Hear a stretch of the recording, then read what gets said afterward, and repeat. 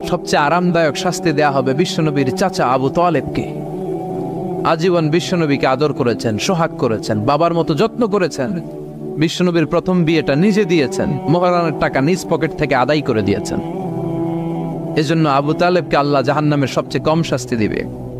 সেটা কি?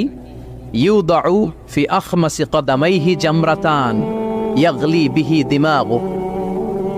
জাহান্নামের দুইটা উত্তপ্ত আগুনের জুতা আবু তালেবকে সেদিন শুধু পরিয়ে দেয়া হবে, আর কোনো মাইন নাই, খালি দুইটা জুতা পর।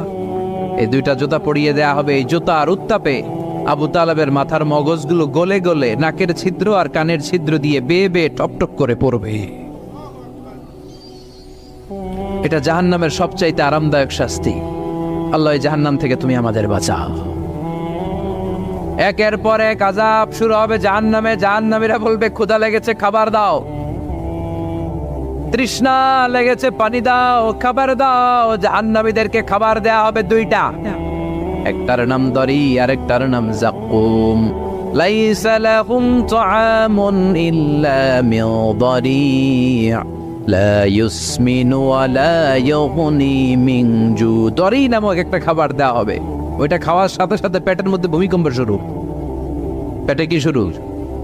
কথা বলেন। একটু ফুড পয়জনিং হলে আমাদের কি অবস্থা হয়?